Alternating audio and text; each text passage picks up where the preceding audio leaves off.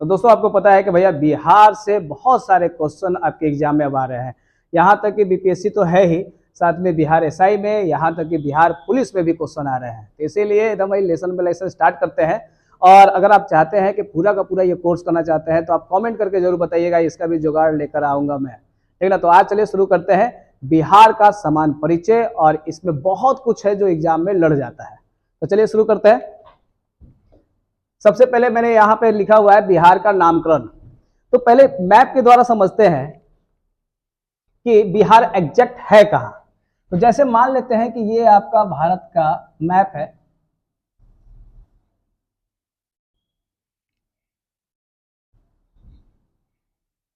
टुई टुई टुई टुई टुई टुई टुई टुई टुई टुई, चलिए बन गया भारत। अब गौर कीजिए यहाँ पर, जैसे मान लेते हैं कि यहाँ पे लिख देते हैं उत्तर, और यहाँ पे लिख देते हैं दक्षिण, और यहाँ लिख देते हैं पश्चिम, देखिए पूर्व, और ये हो जाएगा पूरब।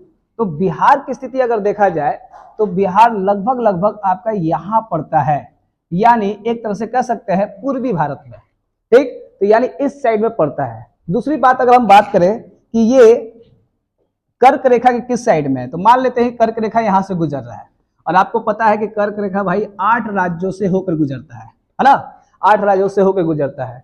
तो ये चूंकि बिहार के भूगोल में, भारत के भूगोल में पढ़ाएंगे, तो यहाँ पे एक चीज देखिएगा कि भाई रांची से होकर गुजरता है, ठीक है, रांची। और रांची है कहाँ, तो झारखंड में। तो हम कह सकते हैं कि कर्क रेखा के उत्तर में है। किधर है, कर्क रेखा के उत्तर में है। तो ये आप दिशा देख लिया आपने, और यहाँ पे आपका ये बिहार है।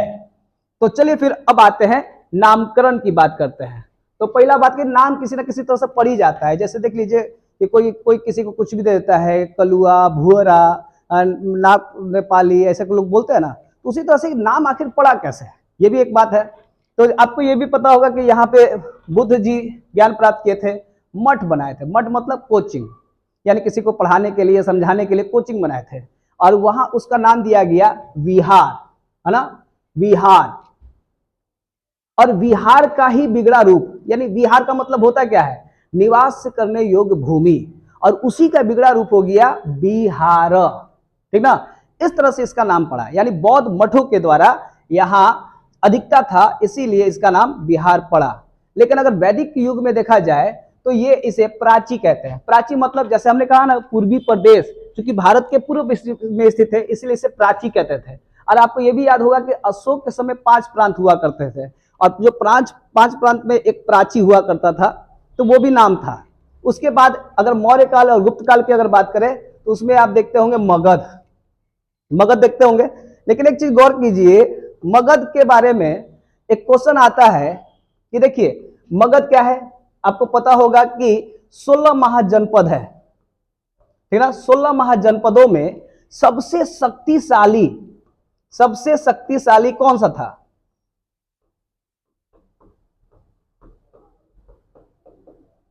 सबसे शक्तिशाली अगर महाजनपद की बात करें तो वो मगध ही था। और मगध का उल्लेख सर्वप्रथम किस वेद में किया गया, 4 वेद है, तो किस वेद में किया गया था, तो मगध का उल्लेख सबसे पहले अथर्ववेद में किया गया था, ठीक ना, अथर्ववेद में किया गया था। और आपको पता होगा कि भाई 16 महाजनपद थे, और 16 महाजनपद में 3 महाजनपद जो है आपको बिहार में थे। अगर इधर बात करें, देखिए यहाँ भागलपुर और यहाँ मुंगेर है, ठीक ना। तो इसको कहा जाता था अंग की राजधानी क्या होती थी, अंग की राजधानी चंपा। उसी तरह से अगर हम बात करें इस साइड, तो यहां पे होता था विदेह ऐसे कहते थे लोग, या इसे बज्जी भी कहते थे, बज्जी जिसकी राजधानी क्या थी, वैशाली, है ना। तो ये चूंकि बज्जी जो थी वो 8 महागणतंत्र में बटा हुआ था, उसमें विदेह भी आता है, और आपका वैशाली भी आता है, लिच्छवी भी आता है। तो इस तरह से ये आपका एक महाजनपद ये हो गया। और ये गया वाला और ये पटना वाला जो क्षेत्र देख रहे हैं, यही आपका मगध था। और बाद में धीरे धीरे मगध ने सबको मिला लिया। तो समझ में आया, सबसे शक्तिशाली आपका यही था। तो मगध का उल्लेख सबसे पहले कहां किया गया, अथर्ववेद में किया गया। एक बात याद रखिएगा कि आर्य लोग आकर यहां बसे थे। तो आर्य लोग आकर बसे थे, इसका उल्लेख किस ब्राह्मण ग्रंथ में किया गया, तो यहां पे भी क्वेश्चन आता है, तो आप कह दीजिएगा शतपथ, था शतपथ ब्राह्मण ग्रंथ। और सतपथ ब्राह्मण ग्रंथ के बारे में तो जानते ही हैं आप लोग कि भैया सबसे प्राचीन और सबसे बड़ा ब्राह्मण ग्रंथ है, यजुर्वेद में आपका भी आता है, और उसके बाद पांचवा वेद इसे कहा जाता है। तो इसी में कहा गया था कि कैसे आर्य लोग विदेह में आकर बसे थे। ठीक है, तो ये इतिहास में आपको पढ़ाएंगे, बाकी एक साधारण सा ये था। चलिए अब आते हैं यहां पर, यहां देखिए बिहार की नामकरण तो हो चुके हैं, अब बिहार की स्थापना की बात करते हैं। तो देखिए इसकी स्थापना 1 अप्रैल 1912 में हुई थी, ठीक, और इसका स्थापना दिवस 22 मार्च है। लेकिन थोड़ा ना इसको और विस्तार से समझने की बात करते हैं। तो जिस तरह से आपको पता होगा कि जो बिहार है वो बंगाल से अलग हुआ है, तो थोड़ा बंगाल को लेकर चलते हैं। ऐसे टू लिख देते हैं बंगाल। तो क्या आपको पता है कि बंगाल में पहले उड़ीसा था कि नहीं था? तो बिल्कुल नहीं था, और बिहार भी नहीं था, इसको बाद में मिलाया गया। जैसे कि आप ऐसे समझिए, सबसे पहले 1719 में मुर्शीद कुली खान ने, किसने? मुर्शीद कुली खान ने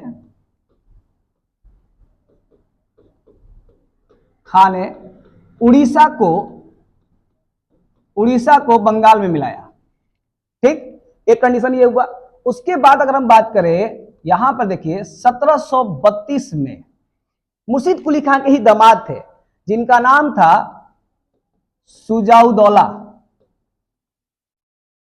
ऐसे कर लेते हैं, सुजाउदौला। इन्होंने बिहार को बंगाल में मिलाया था। अच्छा देखिए, जो सुजाउदौला थे वो बंगाल के सूबेदार थे। तो अब बिहार को जब बंगाल में मिला दिए थे तो यहां पे किसी उप सूबेदार को नियुक्त करना होता है। तो आपको बता देते हैं, या बिहार में पहले जो उप सूबेदार थे वो कौन थे पता है आपको? तो वो थे अली वर्दी खां। कौन थे? अली वर्दी खां। तो इस तरह से बंगाल में आपका उड़ीसा मिला। ठीक, बंगाल में उड़ीसा मिला, यहां पे देख लीजिए, और उसके बाद इस तरह से बिहार भी आपको बंगाल में मिल गया। अब जब आगे हम बात करते हैं तो आपको यह भी पता होगा कि बंगाल का विभाजन हुआ। ठीक, विभाजन कब हुआ? तो 1905 में, और आपको एक दे दिया गया पूर्वी बंगाल और पश्चिमी बंगाल। फिर उसके बाद विभाजन के बाद इसका विलय कर दिया गया। विलय कब किया गया? तो जब दिल्ली दरबार लगी थी 1910-11 की बात है, जब हार्डिंग साहब दिल्ली दरबार लगाए थे या जॉर्ज पंचम यहाँ पे आए थे, तो बंगाल विभाजन को रद्द कर दिया गया। लगभग घोषणा की गई थी 11 में, 12 में इसको इंप्लीमेंट किया गया था। तो अब बात करते हैं कि जब ये बंगाल विभाजन रद्द कर दिया गया तो फिर एक उसी समय एक घोषणा की गई कि बंगाल से एक नया प्रांत बनाया गया बिहार, जिसमें इंक्लूड था, इंक्लूड कौन था? तो उड़ीसा। ठीक है, फिर बाद में उड़ीसा अलग हो गया 1936 में, ठीक ना, 1936 में बिहार का फिर से विभाजन हो गया, 36 में अलग हो गया। और फिर बात करें अगर हम यहां पे, तो बिहार से आपको झारखंड निकल गया, और झारखंड कब निकला? तो 15 नवंबर 2000 को। यहां पे देखिए 15 नवंबर 2000। हमको ये बताइएगा कि 15 नवंबर को क्या था, किसका जन्मदिन था, कमेंट करके जरूर बताइएगा। तो चलिए इस तरह का पूरा देख लीजिएगा, बहुत कम जगह मिलता है, इसको नोट कर लीजिएगा। अब यहां बात करते हैं, पहला विभाजन हमने दे दिया 1936 में, उड़ीसा अलग हुआ। दूसरा विभाजन हमने बता दिया 2000 में, 15 नवंबर 2000 में झारखंड अलग हुआ। अब सवाल यह उठता है कि झारखंड ने कितना भूमि लेकर अलग किया? तो यहां पे देखिए 45.85%, यानी बिहार में अगर 100% था भूमि तो 45.85% लेकर चला गया। साथ में कितना जिला लेकर अलग हुआ, यह भी क्वेश्चन बहुत ज्यादा पूछता है, तो कहिएगा 18 जिला लेकर अलग। ठीक, अब आते हैं नेक्स्ट, यहां पे अब बात करते हैं कि बिहार की राजधानी क्या है। देखिए राजधानी तो भाई तुगलक काल में भी दरभंगा को भी बनाया गया था, और बिहार शरीफ को भी राजधानी एक बार बनाया गया था। लेकिन अगर हम बात करें कि पटना राजधानी है, अब पटना कैसे बना, इस पर भी बात करते हैं। सबसे पहली बात आता है कि पटना का जो प्राचीन नाम था पाटलिपुत्र था। ठीक, और इस पाटलिपुत्र की स्थापना किसने की थी? उदयन ने की थी। एक बात याद रखिएगा, हर्यक वंश का नाम सुना होगा आपने। हर्यक वंश के जो संस्थापक थे उनका नाम था बिंबिसार। बिंबिसार के बेटे थे जिनका नाम था अजात शत्रु, और अजातशत्रु के पुत्र थे उदयन। लेकिन यहाँ पे गौर करने वाली बात है, अजातशत्रु जो थे इन्होंने पाटलिपुत्रा में छावनी बनाया था। अगर ये क्वेश्चन आ जाए कि पाटलिपुत्रा में छावनी सबसे पहले किसने बनाया, तो अजातशत्रु ने। और इसकी स्थापना किसने की, तो उदयन ने। और कब की थी, तो 461 बीसी में।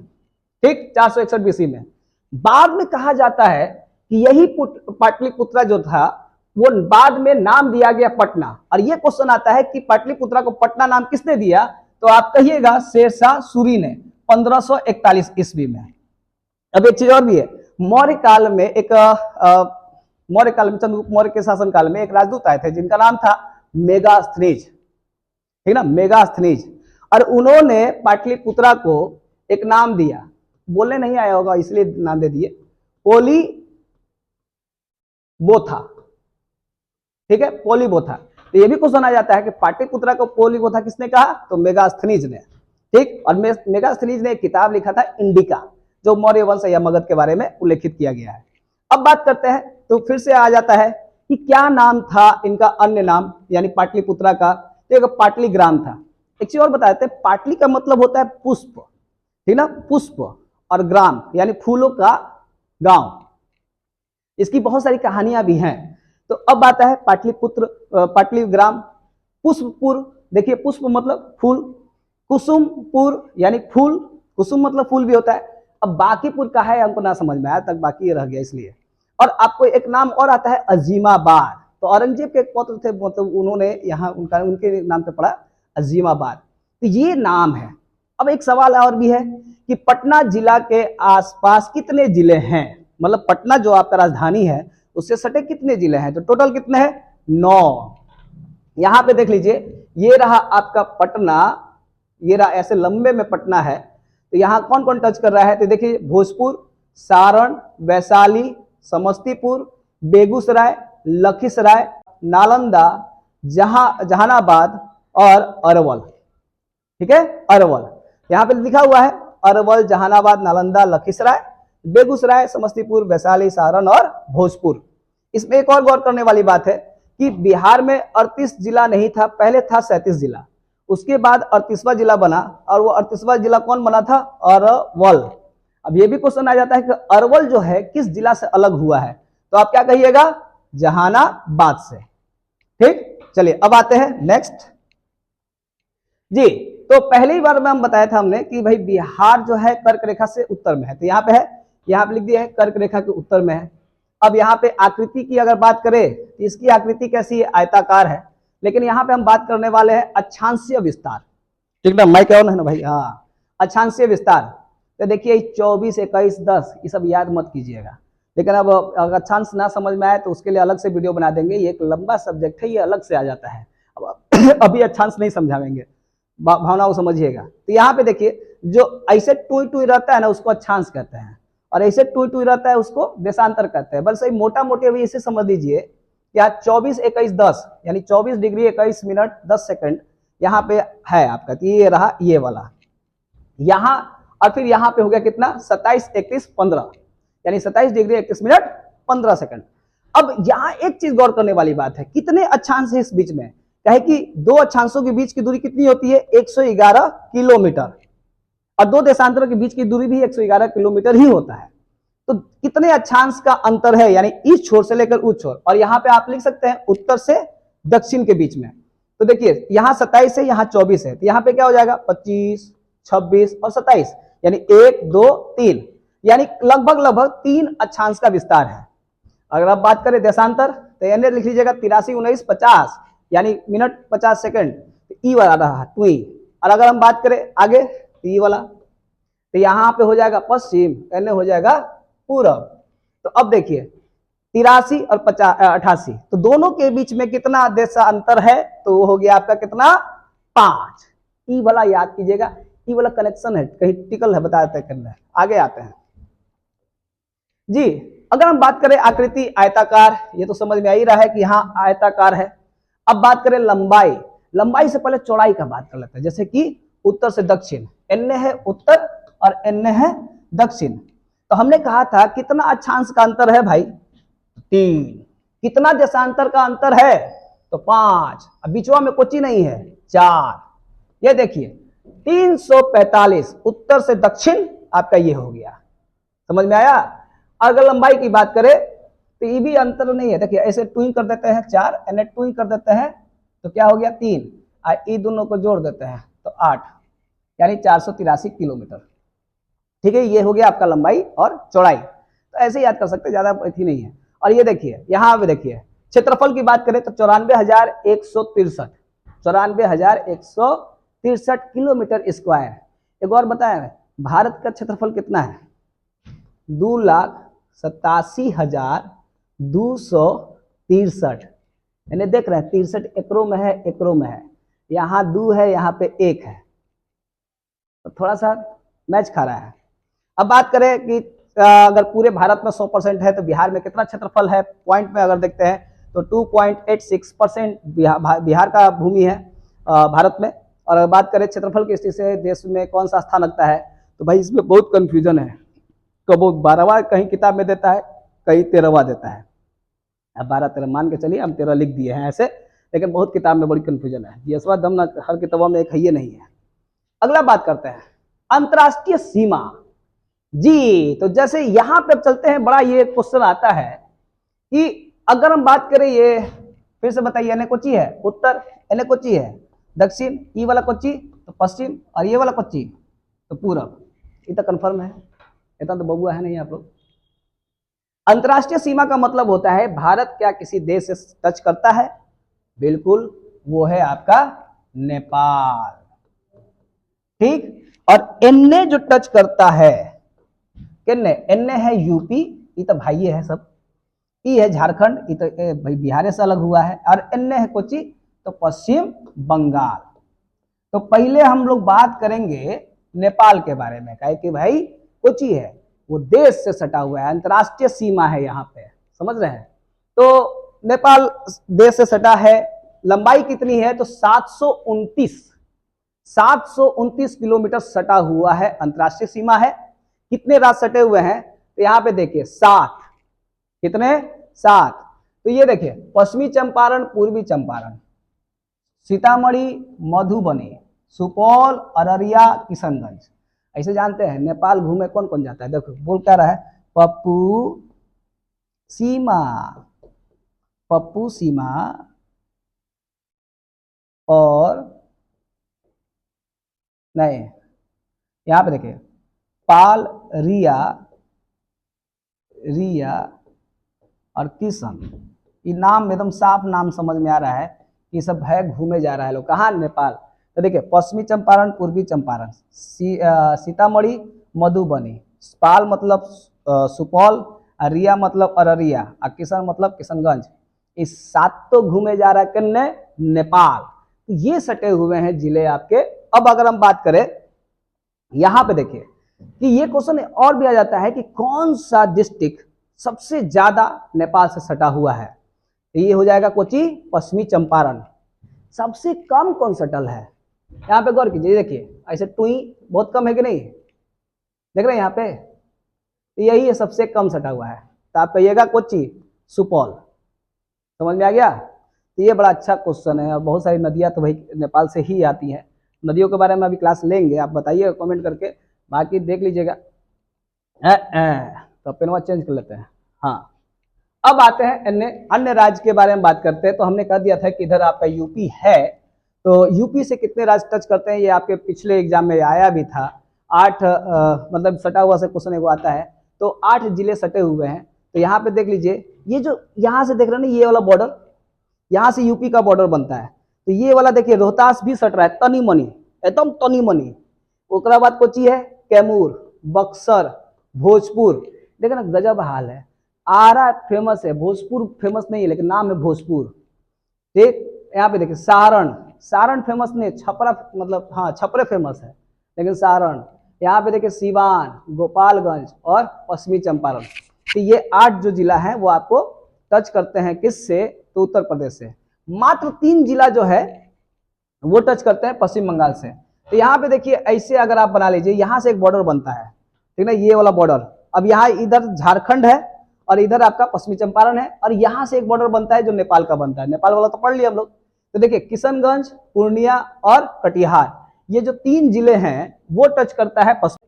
अगर हम बात करें झारखंड से तो 8, देखिए 8 8 3 और नेपाल से 7, तो ये हो गया भागलपुर बांका। यहां देखिए कटिहार भी टच करता है, भागलपुर, बांका, जमुई, नवादा, यहाँ पे हो जाएगा गया, औरंगाबाद और रोहतास। सच बताए ना, अगर ऑफलाइन पढ़ाते हैं ना तो हम ऐसे मैप नहीं लाते हैं। ऑफलाइन अगर पढ़ाते हैं तो मैप बना बना के पढ़ाते हैं, क्योंकि ऑनलाइन में बढ़ाएंगे तो बहुत ज़्यादा टाइम लग जाएगा। लेकिन ना आप क्या कीजिए, मेरा अगर मानते हैं तो बनाइए, नहीं तो आपके ऊपर है। मैप खुद बनाइए, याद होता है, ठीक, उस तरह से आपको पूरा अच्छी तरह से याद होगा। लेकिन अगर कंजूसी कीजिएगा ना याद करने में ना, तो कंजूसी रहेगा, तनी मनी याद होगा, बाकी जमा में भूल जाइएगा। अब यहाँ पे नोट क्या है, बिहार के 16 जिला ऐसे हैं जो ना तो किसी राज्य से और ना किसी देश से स्पर्श करते हैं, ठीक। टुई अगला, अब कुछ ये है जी, हाँ अन्य चीज देख लीजिएगा भाई, क्षेत्रफल में सबसे बड़का जिला कौन, तो ई वाला, कौन वाला, पश्चिमी चंपारण। सबसे छोटका जिला कौन, ई देखिए तन्नी मनी है, यहाँ पे देखिए शिवहर, दबैले है सब, देखिए इधर से दबा चंपारण कितना, मतलब सीतामढ़ी, इन्हें से मुजफ्फरपुर बड़ा का एरिया ले लिया है। तो बताइए 3 जिला इसको दाबे हुए हैं शिवहर को। और अगर हम बात करें सबसे उत्तरी जिला कौन, तो यही है, सब देख लीजिए, अगर उत्तरी ऐसे नापते हैं, सबसे उत्तर में कौन, तो पश्चिमी चंपारण। सबसे दक्षिण में नापते हैं, अगर नापिए ऐसे तो देखिए सबसे ज्यादा दक्षिण में आपका गया नजर आ रहा है। अगर हम बात करें सबसे पश्चिम में कौन, तो अगर ऐसे नापते हैं तो सबसे ज्यादा कौन दिख रहा है, कैमूर। और सबसे पूरब में कौन, तो ये हो जाएगा आपका किशनगंज। ऐसे किशनगंज एक चीज के लिए और फेमस है, किशनगंज में चाय की खेती होती है, ठीक है, चाय की खेती होती है। दूसरी बात, यहाँ सर्वाधिक वर्षा होता है, लेकिन ना इस बार का रिकॉर्ड टूट गया, इस बार औरंगा दे दिया, सर्वाधिक वर्षा होता है, ऐसे पुराने किताबों में मिलता है, लेकिन औरंगाबाद हो गया है। अब गया की बात करें, सबसे गर्म जिला, सबसे ठंडा जिला कौन, गया। कैमूर की बात करें तो सबसे बड़ा, अगर अभ्यारण्य की बात करें बिहार में तो यही है। और यहाँ पे टाइगर रिजर्व भी स्टार्ट होने वाला है, तो टाइगर रिजर्व वाला बाद में पढ़ा देंगे, वो जो दूसरा जब अध्याय आएगा तब, है ना। और चंपारण तो फेमस ही है, यहीं पे आपको पता है त्रिवेणी नहर है, और भिखना ठोहरी है, सोमेश्वर है, जो भारत की सबसे ऊंची चोटी, बिहार की सबसे ऊंची चोटी है सोमेश्वर श्रेणी, यहीं पे है, तो इसलिए ये भी बहुत फेमस है। चलिए अब आते हैं नेक्स्ट, यहाँ पे देखिए यहाँ का मानसून कैसा है, तो कैसा क्या है, मानसून ही है, यानी आते हैं मुसाफिर जाते हैं मुसाफिर, यानी आया फिर गया। अगला बात करें सामान्य वर्षा की बात करें तो 212 सेंटीमीटर। सर्वाधिक वर्षा वाला जिला किशनगंज, तो हमने कह दिया है कि चेंज हो गया है, यहाँ औरंगाबाद दे दिया गया है। न्यूनतम वर्षा की बात करें तो अरवल भी अब चेंज हो गया है शायद। अगर हम बात करें सबसे गर्म स्थान तो गया, गर्म का है, ब्रह्म कुंड है यहाँ, नहीं ब्रह्म कुंड यहाँ नहीं जी, अग्निकुंड है, अग्निकुंड। अगला बात करें समुद्र तट से दूरी इसकी कितनी है, समुद्र तट से जो दूरी है इसका 200 किलोमीटर है। देखो समुद्र तो किनारा हम लोग के यहाँ है, तो यहाँ से तट की दूरी बता रहा है 200 किलोमीटर। अगर हम बात करें समुद्र तल से ऊंचाई तो यहाँ पे 173 फीट, 173 फीट लगभग आपका 53 मीटर की बात होती है। एक चीज और भी आ जाता है, बता देते हैं आपको, कभी भी अपने शहर का समुद्री तट से ऊंचाई कितनी है अगर आपको जानना है अपने शहर का, तो आप चले जाइए रेलवे स्टेशन, रेलवे स्टेशन का जो ओन्ने ओन्ने बड़का ना पीला वाला बोर्ड लगल होता है जिसपे लिखा रहता है किशनगंज या पटना, ओकरे नीचे लिखल रहता है कि हाँ इस शहर की समुद्र तल से ऊंचाई कितनी है, ठीक, ये देख लीजिए जाकर। तो अब बात करते हैं नेक्स्ट, या देखिए एक होता है राष्ट्रीय और एक होता है कुछ, एक होता है राष्ट्रीय और एक होता है राजकीय। अब हमारे यहाँ राजकीय प्रतीक क्या है, वृक्ष की बात करें तो पीपल, राजकीय पशु की बात करें तो बैल। ये तो बात मान गए, बिहार के जितने भी पापा लोग हैं यानी पिताजी लोग हैं अपने बेटा को बहुत मानते हैं, वो राजकीय पशु मानते हैं, इसीलिए हमेशा अपने बेटे को बोलते रहते हैं ए बैल ए बैल ए बैल, यानी वो बताते हैं कि तुम बेटा नहीं तुम राजकीय पशु हो, समझे। राजकीय पशु बैल। यहाँ देखिए यहाँ क्या आता है आपको वृक्ष चिन्ह बोधि वृक्ष। यहाँ पे अगर हम बात करें राजकीय पक्षी गोरैया। ये देखिए पुष्प की बात करें तो गेंदा, और खेल की बात करें तो कबड्डी, और अगर मछली की बात करें तो मांगूर। मांगुर। अगर एक बात और भी है, यहाँ पे कहते हैं राजकीय भाषा क्या है ना। राजकीय भाषा तो आएगा ही, तो ना भोजपुरी है ना कुछ है, तो क्या है हमारे यहाँ हिंदी है। भोजपुरी को तो भाई 8वीं अनुसूची में भी जगह नहीं मिला है, ठीक है, हिंदी। लेकिन हमारी दूसरी राजकीय भाषा भी है, और वो है आपका क्या, उर्दू, ठीक है, उर्दू है। लेकिन अब ये क्वेश्चन यहाँ पे ये आता है कि उर्दू को कब जोड़ा गया दूसरा राजकीय भाषा में, तो आप क्या कहिएगा, आप बस कह दीजिएगा 1984 में, ठीक। तो इस तरह से ये समान परिचय हुआ। अभी तो वही पूरा ही टेलर है, अभी झांकी अभी बाकी है। पूरा का पूरा अगर ज्योग्राफी चाहते हैं तो कमेंट जरूर कीजिए, अगर आप टेस्ट चाहते हैं तो कमेंट जरूर कीजिए, अगर पीडीएफ चाहते हैं तो उसके लिए भी बताइए, और अगर आप चाहते हैं कि पूरा इंडियन बिहार का ज्योग्राफी से लेकर इतिहास तक का कोर्स करना चाहते हैं तो थोड़े से मामूली सहयोग में कर सकते हैं, और एकदम मामूली सहयोग में अगर आप चाहते हैं तो कमेंट करके बताइए। तो मैं अगले वीडियो में लेकर आऊँगा कि आपको ये बताने के लिए कि हाँ भैया कोर्स लॉन्च कर रहा हूँ और आप आ सकते हैं। ज़्यादा कुछ प्राइस नहीं रहेगा, इतना आपके मतलब असर नहीं पड़ने वाला है। तो पीडीएफ भी मिल जाएगा और उसमें वीडियो भी मिल जाएगा और टेस्ट भी मिल जाएगा, ठीक। तो चलिए आज के लिए करते हैं यहीं तक क्लास, मिलते हैं नेक्स्ट वीडियो में। जय हिंद।